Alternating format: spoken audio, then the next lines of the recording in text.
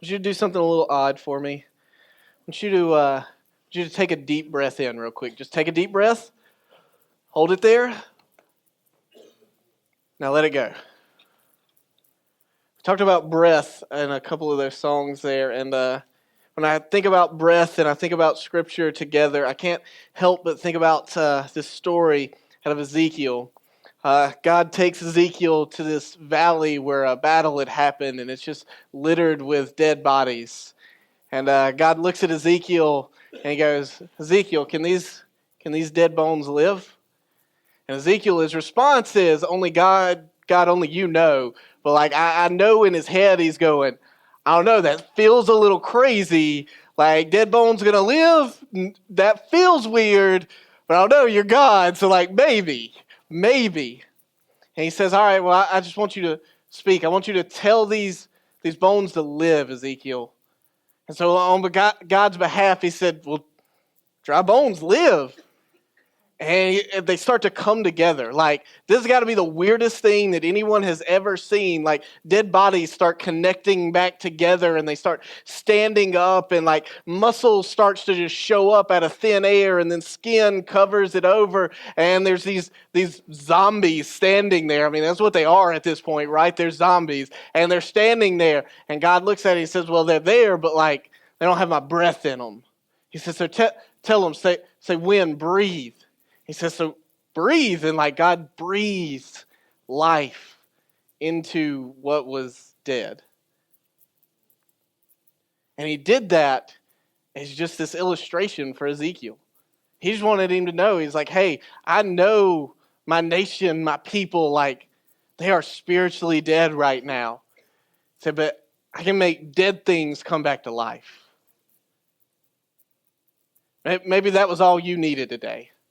Like, I just need you to hear, like, God's breath. He can bring what is dead in you back to life. Throughout the month of November, we've been walking through this challenge together. We called it 25 Days to Grateful because we know that it takes around 25 days to build a habit. And one of the things that just naturally flows out of us, if we're honest, is it's complaints, right? Because like you got this thing, it happened, and now you'd really like somebody to validate you that it is in fact the worst thing that has ever happened to anyone in human history. And it happened to you. Like, I get it. I've been there. Thankfully, my wife just goes, oh, honey, that was horrible. I'm so sorry. And I appreciate her for that. It's good. Like, listen, that's almost always our go-to, right? Like, we want to complain about the things that happen. Like, how was your day? Let me tell you about the things that went wrong. And so we just wanted to change that perspective a little bit and say, hey, instead of let's tell me about the things that went wrong, like, tell me about the things you're grateful for. So we said, you know what? Through Thanksgiving, we want to say 3 things we're thankful for every day. Just journal them down. 3 things. They don't have to be extravagant, just 3 things you're thankful for. And maybe you're a social media kind of person. So, hey, if you are and you feel like sharing that out there, hashtag 25 days to grateful. We don't want you to put that there just so everybody's like, look how spiritual they are. Like, that's not the goal. The goal here is, let's be honest, if anywhere is a place of complaining, it is social media. Like, that is what it is there for. I am convinced it's to complain. And so why not fill it with some things we're grateful for? Now, like I said, this challenge, it officially ends Thursday on Thanksgiving, but this wasn't a thing to just get a hashtag rolling. Like, it was about changing your perspective. So, man, jump into this challenge and let it roll well after Thanksgiving is over. You don't have to share it. You don't have to tell anybody, but just in your daily time with God, like, write down, what am I grateful for today? Like, for instance, today I am grateful for a church family that is about Scripture. We are about spending time in God's Scripture together. We do that in music. We do it through sermons. We do it in our life groups. And we also do it in what we call our life journal. Our life journal is this reading plan that we're going through Scripture together. And so if you're not a part of it, I'd encourage you, man. There's a number on the screen behind me. Text the word Bible to 601-397-6111. Every Sunday afternoon, you're going to get a reminder about this upcoming week's readings. It's just one chapter from the New Testament, 5 days a week. And we'll have read through the whole New Testament together. Now, I know what you're thinking. It's the end of November. Like, why jump into this now? Because you're going to start building that habit of reading Scripture daily. And we're going to start it again in January. And we're going to do it a little bit different in January, but hey, you're going to already have that habit built in of spending time in Scripture. So I'd encourage you to hop into that. Today we are actually going to look at last Monday's reading together. It came out of 1 Peter chapter 4. And so if you got Scripture with you, you can head there. If you don't worry, it's going to be on the screen as well. Now, I know this week we're leading into Thanksgiving, like that's Thursday. You're excited. You bought some new pants, and by new pants, I mean stretchy pants. You got some. I got you. I feel you. I know that's coming, but there is actually something more important happening before Thursday. See, there's Tuesday, and Tuesday is my birthday, and it's important. Well, that was just rude, guys. You're gonna laugh about my birthday. I wasn't ready for that. Okay, cool. So I take that to mean I'm getting gift cards because you guys forgot to get me gifts. Got it. Cool. I do accept gift cards or just the Amazon email that has the little code. That's cool too. No, it's my birthday because I have a late November birthday. There have been a few times in my life where my birthday has fallen on Thanksgiving Day. And I'll never forget the year that I was kind of younger, but I was old enough that, birthdays weren't as big of a deal for everybody else. It's still a big deal to me because I get stuff. But Thanksgiving hits and it's my birthday and nobody got me anything other than my parents. Like we went to the family Thanksgiving and there was nothing there for Tyler other than turkey, which was fine or whatever, but it wasn't presents. And I remember being kind of bummed out, and yes, I know it's selfish. I got it. Like I hear you. I'm big enough to admit I got some selfishness. You do too. I just admit mine. That's fine. No. I've kind of over the years come to the realization and conclusion that, hey, it's not about my birthday, and that's fine. I'm really not concerned. It's not about my birthday. Thanksgiving's about something much, much bigger. But my hope by the end of this gathering is that you come to a place where you get to go, is it bigger? Is it about me, or is it about something bigger than me? And I'm not talking about Thanksgiving. I'm talking about something much, much more important. We're going to jump into 1 Peter chapter 4, and we're really just going to read the first couple of words from it. So 1 Peter chapter 4, it says, "Therefore, since Christ suffered in the flesh." Since Christ suffered in the flesh. And we're just going to hold there for a minute. Because I just want to talk about that. Like Christ, if you're unfamiliar, that's another name for Jesus, kind of a title for Jesus, if you will. So Jesus suffered in the flesh. And if you spent much time around church, like you're kind of familiar with the concept. He went and he died on a cross, suffered, sins, got it. Cool, understand. But like I just want to camp out there for a minute and make sure we really get what that's about. As a matter of fact, Peter had just finished doing that. Just back in the previous chapter, he says, "For Christ also suffered for sins once for all, and the righteous for the unrighteous, that he might bring you to God." You see, Peter was talking about this whole idea of Christ suffering and specifically like, why? What's that about? And he says the whole purpose is to bring you to God. You see, you can't get there on your own. There's this divide between humans and God, and that all comes from sin. And so when I think about sin, I think about the original humans, Adam and Eve. Adam and Eve, they live in the garden, everything's going well, but there's this thing that they don't have, and they hear about it. And it's this knowledge of good and evil. And they say, we don't have that, but God does.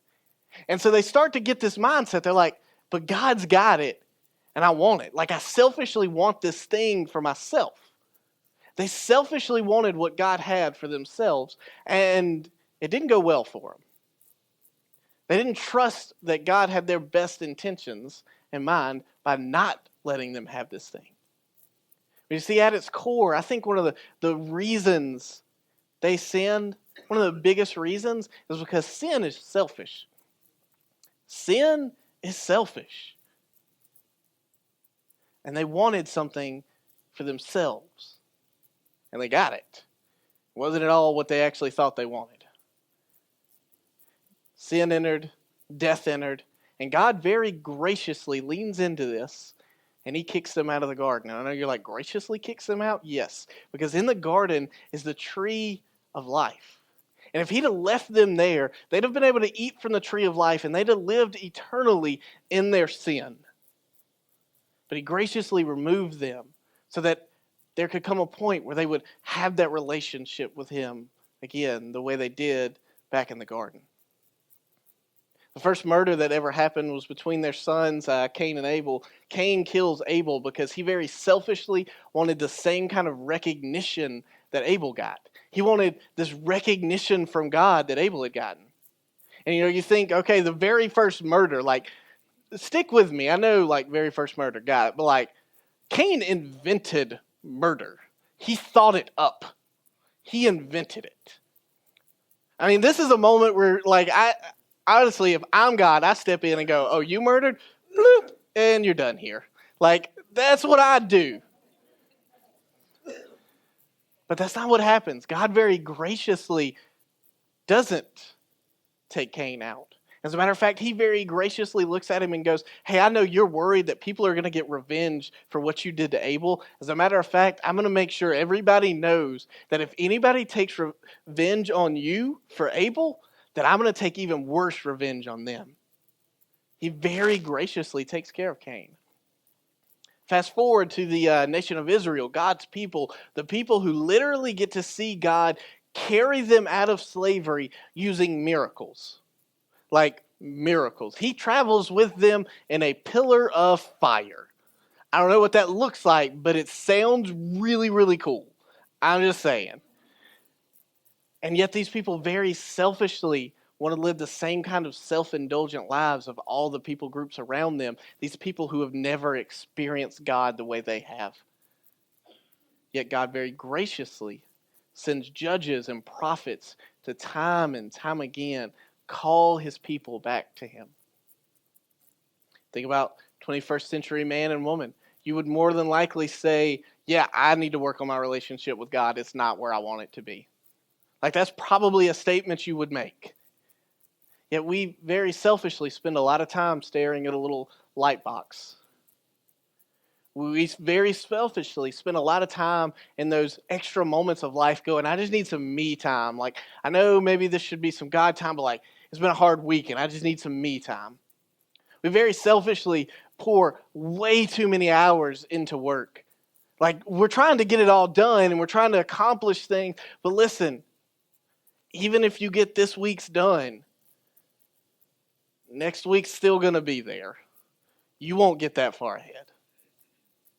We very selfishly take our kids and we push them into so many extracurricular things that they can't handle it and we can't handle it. And it takes away all of our free time that we could use to have our relationship with God. And we do all of these things very selfishly through all of these different areas like Adam and Eve, Cain and Abel, the Israelites, us.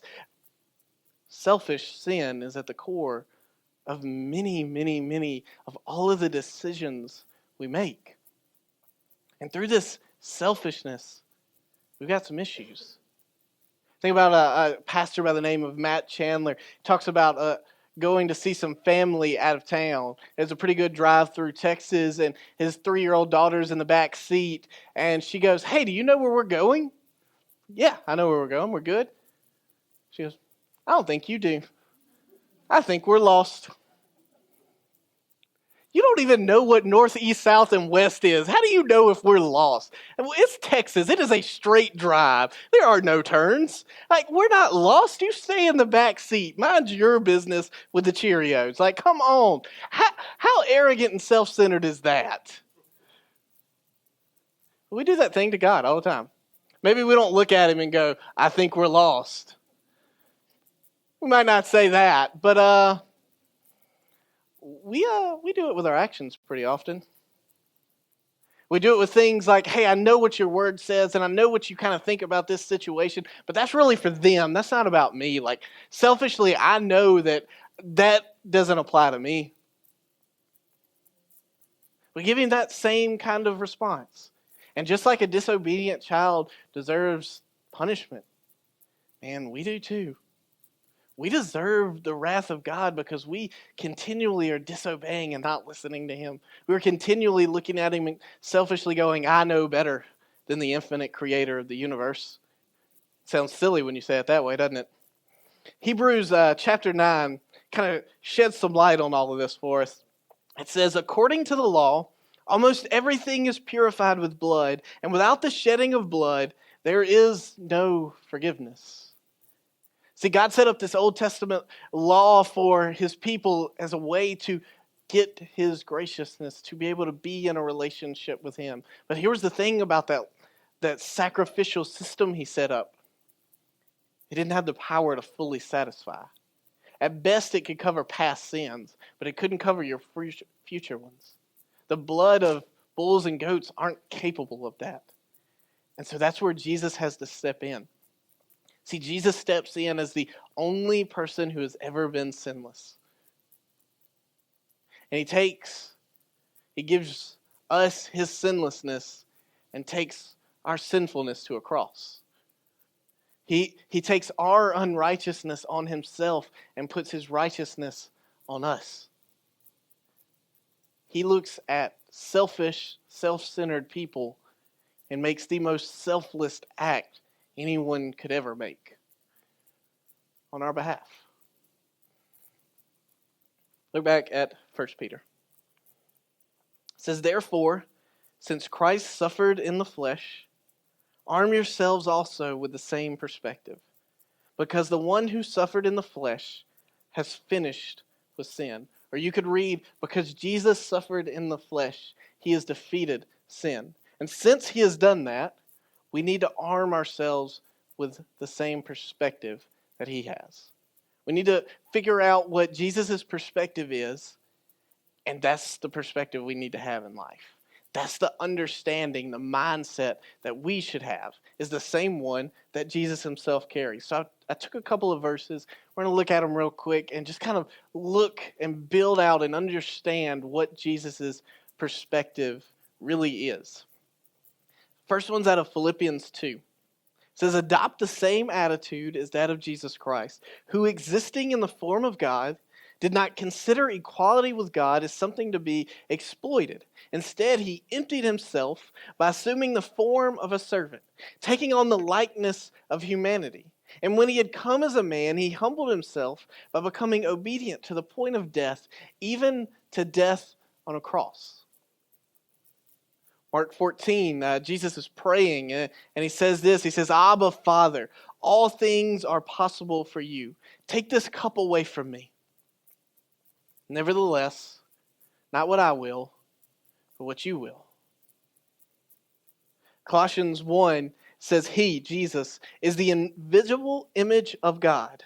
He is the firstborn over all creation. For everything was created by him in heaven and on earth, the visible and the invisible, whether thrones or dominions, rulers or authorities, all things have been created through him and for him. He is before all things, and by him all things hold together. Now, there are a few things I kind of take away when I read all of those passages together about Jesus. And so the first one I took away was the fact that Jesus himself is equal to God the Father and God the Spirit. He's equal to them. He's not lesser. He's not under them. He is equal to God the Father and God the Spirit. As a matter of fact, they are one, and it's a whole confusing thing. But listen, if you could understand it all, he probably wouldn't be God anyway. Jesus is equal to God the Father. He is God. The next thing I take away is that God is capable of doing anything. In Jesus' prayer, he says, Father, all things are possible for you. Well, if all things are possible for God the Father and Jesus is equal to God the Father, that means all things are in fact possible for Jesus. He can do whatever he wants, however he wants. He's capable of all things. The third thing I learned is that creation happened through Jesus. It is held together by Jesus. And in fact, it was all created for him. So Jesus created it. He holds it together still. And creation is here for Jesus. Fourth thing I learned about Jesus is that he took all of that and he willingly gave it up for a time. Jesus willingly gave up this equality with God. He willingly gave up his ability to stay in heaven to come down to earth. Why do that? You see, he was submitting to the will of God the Father. He was submitting to the will of God the Father. It says it like this in John 6. It says, "For I have come down from heaven, not to do my own will, but to do the will of the one who sent me." I'm here not to do what I want to do, but I'm here to do what God the Father wants me to do. And so when we kind of get this understanding that, hey, Jesus' perspective is to serve God above himself. He's here to serve God the Father above himself. That's his perspective. And so when we start to see that perspective, we've got to be willing to say something if we're going to arm ourselves with Jesus' perspective. And the thing we've got to be willing to say is, this not about me. It's not about you. It's not about us. It's not about me. And that's a hard thing to say. Like, sure, you can say it, but like, that's a hard thing to really mean. Because when you start to track with it, when you start to really follow this, it means that Jesus coming to earth wasn't about you and wasn't about me. Did Jesus coming to earth benefit us? 100% yes. Had Jesus not come, we'd still be trying to sacrifice goats and bulls, and it still wouldn't be really working. Had Jesus not come, we'd be in a world of hurt. Jesus coming to earth benefits us, but it's not about us. See, Jesus came like a worker following his boss's instructions to the T. He's making sure everything God the Father said he was going to do. So that means it's not about you, and it means it's not about me. As a matter of fact, when we really start to follow this train of thought, we start to realize that nothing in this universe is it about. See, like, think about it. We make a lot of deal out of politics and presidents. We make a big deal out of public speakers or preachers. We can make a big deal out of our family, out of our spouse, out of our kids. We make a big deal out of what kind of education we have, what kind of job we work. We can make a big deal out of how our lifelong career is going to work out. We're going to make a big deal out of all of these things, out of our money, our possessions, where our house is going to be, how big our land is. We make a big deal out of a lot of things that it's not about. At the end of the day, this universe isn't about any of that. Colossians said it. It was created by him. It's held together by him. And it was created for him. It's not about you. It's not about me. And if we're not careful, like, let's be honest, that can lead us to a place of going like, really? God created all of this for him? Like, is he not the selfish one? Like, you can follow it to a point to where you're going like, where does God get off making everything about him? Like, he puts me here, I got to go through all of this stuff, and it's about him? I get it. Like, I feel that tension with you a little bit. As a matter of fact, the Apostle Paul, like he's kind of addressing that tension throughout the book of Romans. And in Romans chapter 11, as he's just in the middle of addressing all of this, he actually just kind of pauses and throws out this hymn. And it kind of goes like this. It says, "Have you ever come on anything quite like the extravagant generosity of God? His deep, deep wisdom." It's way over our heads. We'll never figure it out. Is there anybody who can explain God? Nope, check. All right. Anybody smart enough to tell him what to do? I mean, I've done that. Like, I've told him what to do. But I'm going to be real. Like, every time hindsight starts to happen, and I look at it, I'm like, well, that was stupid. Like, maybe it would have worked out okay-ish for me, but it would have really ruined everybody else's week. I can't tell God what to do. I'm not that smart. How about this one? Have you done God such a huge favor that he has to ask advice from you? Got it. Everything comes from him. Everything happens for him. Everything ends up in him. It's always glory. It's always praise to him. It's just yes, yes, and yes. Like Paul leans in, he goes, I feel this tension. Like I got it. I understand the way you feel. He said, but there's also this tension of the fact that he is infinite and we are not. Like you can't fit infinite inside of us. It doesn't work that way. We're not going to understand why he does what he does the way he does it. We're just not. And there's tension there.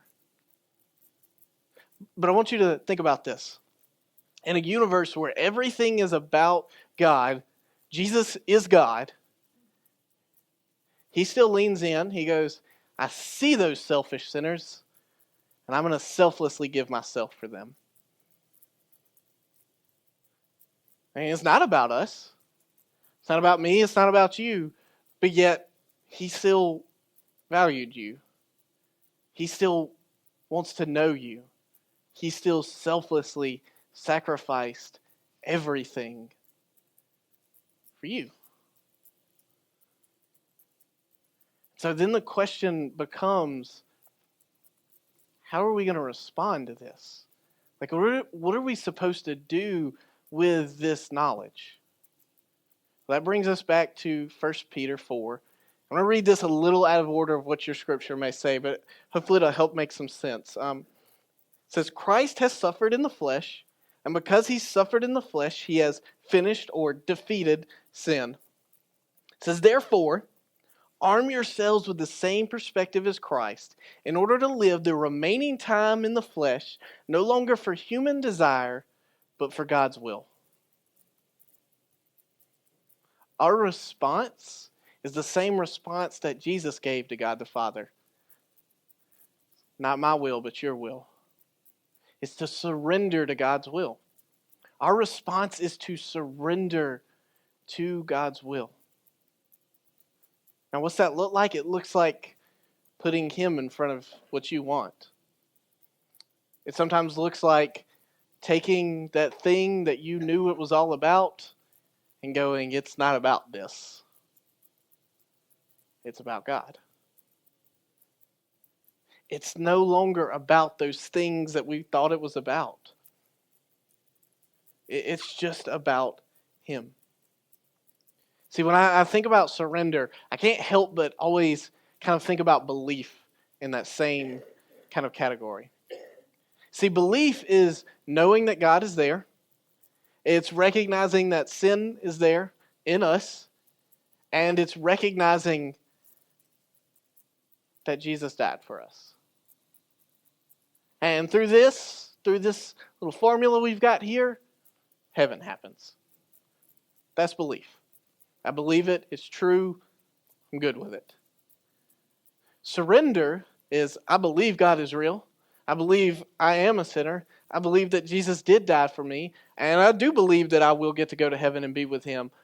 But I'm going to surrender my life to him in the here and now.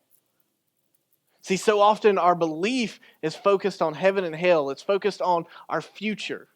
But it's not worried about right now. Surrender looks at us and goes, no, it's about right here and right now. It's about this moment in your life. It's not about just getting to heaven eventually. It's about who you are right here, right now. And this isn't a new tension for us, man. This is what the nation of Israel went through. As a matter of fact, Jesus speaks to them. God, Jesus, however you want to word it, speaks to them in Isaiah 1. And he says this. He says, quit your worship charades. Worship charades. He said, I can't stand your trivial religious games, your monthly conferences, your weekly Sabbaths, your special meetings. I can't stand one more of them. He said, meetings for this, meetings for that. I hate them. I'm worn out. I'm sick of this religion, your religion. While all those time, you go right on sinning. Said, when you put on your next prayer performance, that one hit me. Your prayer performance. I just had to sit there and go like, is my prayer life a performance? Am I doing it because I've been told I need to do it? Like, I'm a pastor. I know like you're supposed to pray. But is my prayer life just a performance? The next time when you put on a prayer performance, I'll be looking the other way. No matter how loud or how long or how often you pray, I won't be listening. You know why? Because you've been tearing people to pieces and your hands are bloody. Go home and wash up. Clean up your act. Sweep your lives clean of your evil doing so I don't have to look at it any longer. Say no to wrong. Learn to do good. Work for justice. Help the down and out. Stand up for the homeless and go to bat for the defenseless.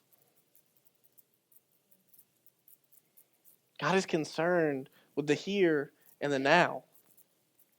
When he talks about our faith, when he talks about who we're supposed to be, it's really a question. Is your faith in him about you or is it about him? Is your faith a selfish faith that it's about you getting out of heaven and getting to heaven, getting out of hell and getting to heaven one day? Or is it about serving the God who selflessly gave himself up? When I think about what it looks like to really genuinely surrender my life to Jesus, I think about Galatians 2:20. It says, I have been crucified with Christ. Like he got up on that cross, but man, it was me that died. I've been crucified with Christ. I don't live any longer, but Christ now lives in me. The life I now live in the body, I live by faith in the Son of God who loved me and gave himself for me. A life of surrender is defined by putting me out of the picture. When I think about the God of the universe, looking at my selfish life and going, I'm going to selflessly give myself for you. I can't do anything to pay that back. So the only response I know is to take and surrender to him. This world, your life, it's not about you. It's not about me. It's about Jesus. And so our response is to surrender. Our role is to surrender to his will above our will.